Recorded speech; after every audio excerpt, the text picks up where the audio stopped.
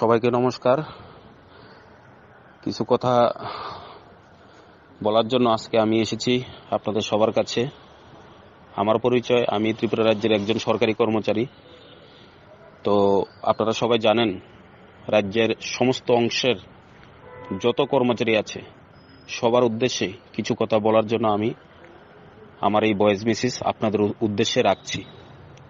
তো আপনারা সবাই জানেন, আগামী 16ই ফেব্রুয়ারি আমাদের রাজ্যে ত্রিপুরা বিধানসভা নির্বাচন। তো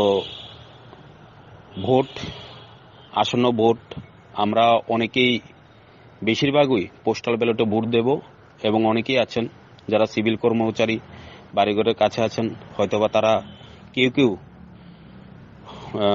পোলিং স্টেশনে গিয়ে নিজের ভোট প্রদান করবে। তো আপনার উদ্দেশ্যে কিছু কথা আমি বলছি। আপনারা নিজ নিজ অধিকার আছে, কে কাকে ভোট দেবে এটা যার যার গণতান্ত্রিক অধিকারের মধ্যে পড়ে। তারপরেও আমি ব্যক্তিগতভাবে রাজ্যের সকল অংশের কর্মচারীদের উদ্দেশ্যে আমি কিছু কথা বলার জন্য এসেছি। এবং আমি প্রথমেই রাষ্ট্রবাদী সরকার এবং ভারতীয় জনতা পার্টির আমি একজন, বলতে পারি কোনো নেতাও নই, মন্ত্রীও নই, এমএলএ নই, কিন্তু নিজেকে একজন একনিষ্ঠ কর্মী হিসেবে মনে করি। এবং আমি রাজ্যের সকল অংশের কর্মচারীদেরকে আমি আপিল করব, ভারতীয় জনতা পার্টির প্রত্যেকটা প্রার্থীকে পদ্মফুল চিহ্নে ভোট দিয়ে জয়যুক্ত করবার জন্য। তো কেন আপনারা ভারতীয় জনতা পার্টিকে ভোট দেবেন, কেন দেবেন, তার কিছু একটা ব্যাখ্যা আমি করার চেষ্টা করছি। দেখুন, আমরা সরকারি কর্মচারী।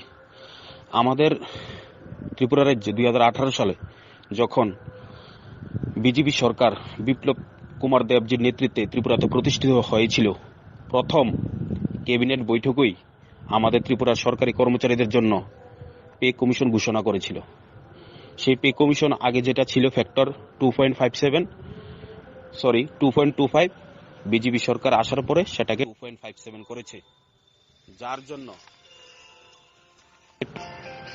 যার জন্য আমাদের প্রত্যেকটা কর্মচারীর ন্যূনতম 3,000 টাকা থেকে শুরু করে 4, 5, 6, 7, 8 এরকম বা 10 উপরের যারা কর্মচারী আছে প্রত্যেকের বেতন বৃদ্ধি হয়েছে, এবং বেসিক বৃদ্ধি হয়েছে, গ্রেড পে বৃদ্ধি হয়েছে।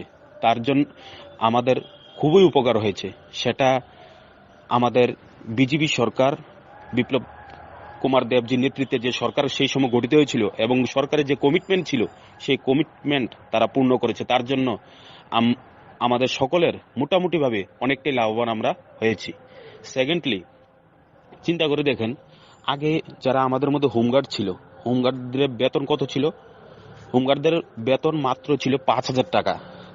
কিন্তু অনেক মামলা করার পরে যখন তাদের একটা রায় হয়েছিল, সেই সময় তাদের বেতন বৃদ্ধি করার জন্য, কিন্তু সেই তৎকালীন সিপিএম সরকার তাদের বেতন বৃদ্ধি করেনি।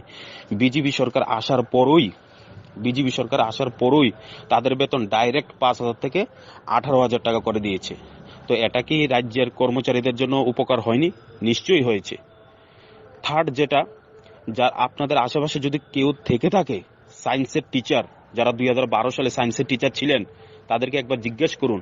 প্রত্যেকটা সায়েন্সের টিচার যে সমস্যাটা আগে ছিল, সেই সমস্যার সমাধানও বিজেপি সরকার ক্ষমতায় এসে করেছে। এবং প্রত্যেকটা 2012 সালের সায়েন্সের টিচার তারা 3.5 লাখ টাকা থেকে 4 লাখ টাকা পর্যন্ত তারা একটা এরিয়ার টাকা পেয়েছে। সেটাও এই বিজেপি সরকারের কল্যাণের কারণেই হয়েছে। এবং সব থেকে বড় কথা, আমরা যারা পুলিশ টিএসআর যারা আছি, আমরা আগে যখন আমরা স্টোরে যেতাম, আমাদের প্রাপ্য যে কিট আনার জন্য যে কোনো টিএসআর পুলিশ 90% টিএসআর এবং পুলিশ পার্সন আমরা কেউ কোনোদিন ফুলফিল আমরা কিট পেতাম না। বিশেষ করে শুধু পেতাম কি, এক জোড়া পিটি শু, একটা গেঞ্জি এবং এক জোড়া সক্স, এর বাইরে আমরা কেউ কিচ্ছু পেতাম না। কিন্তু দেখুন, ভারতীয় জনতা পার্টি সরকার আসার পরে আমাদের এই পুলিশ এবং টিএসআর, সমস্ত পুলিশ এবং টিএসআরদের জন্য ডাইরেক্ট অ্যাকাউন্টে যথাক্রমে 10,000 টাকা এবং 7,000 টাকা করেছে।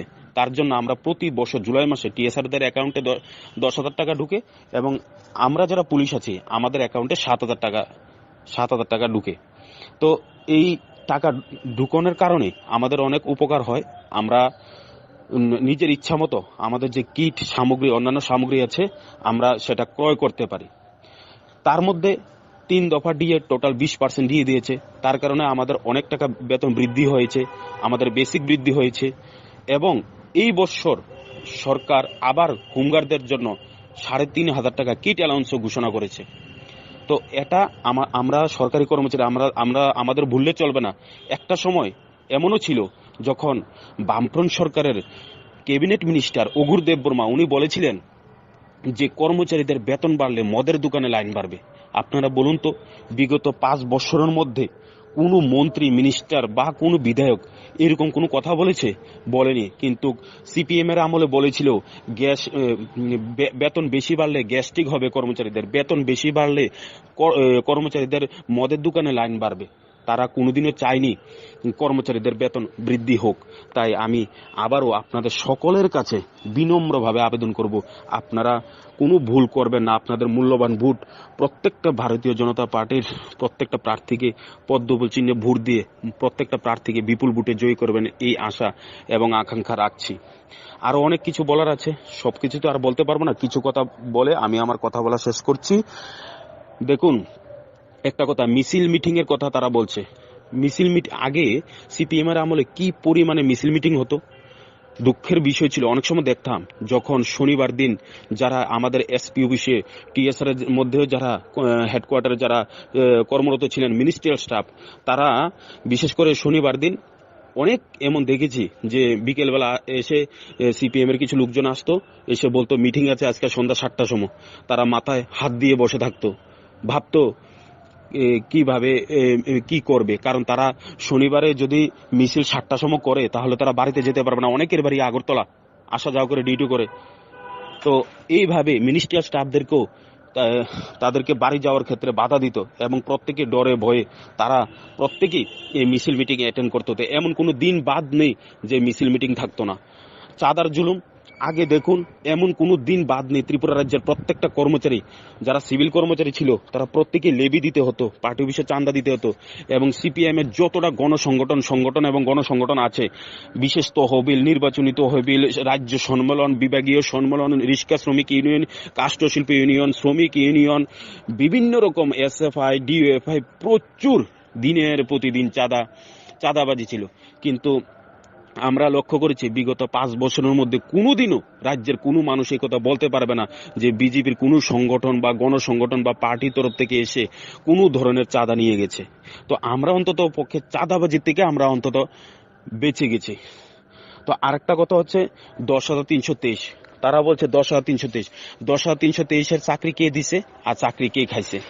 10,323 চাকরি যখন দিছে, 58 জনের চাকরি ফিরিয়ে দেওয়ার লেগে তৎকালীন গুয়াহাটি হাইকোর্ট বারবার ত্রিপুরা সরকারকে অনুরোধ করেছিল, আপনারা তাদের চাকরি ফিরিয়ে দিন, তাদেরকে তাদের যোগ্যতা অনুসারে তাদের চাকরিগুলি দিয়ে দিন, তাহলে আর কোনো অসুবিধা হবে না। কিন্তু তৎকালীন মানিক সরকার এবং তপন চক্রবর্তী তারা তাদের কথা কর্ণপাত করেনি এবং তাদেরকে জোর করে কোর্টের দিকে ঠেলে দিয়েছে, বলেছে আমরা আইনমতো চাকরি দিচ্ছি, তোমাদের যা করার থাকে করে থাকো। তৎকালীন গুয়াহাটি হাইকোর্ট ছিল, পরবর্তী সময় ত্রিপুরা হাইকোর্ট মুখ্য বিচারপতি দীপক গুপ্তা, উনি দীর্ঘ 1 বছর স্টাডি করানোর পরে পরবর্তী সময় যে রায় দিয়েছে, সেই রায় পরবর্তী সময় সুপ্রিম কোর্টও বহাল রেখেছে।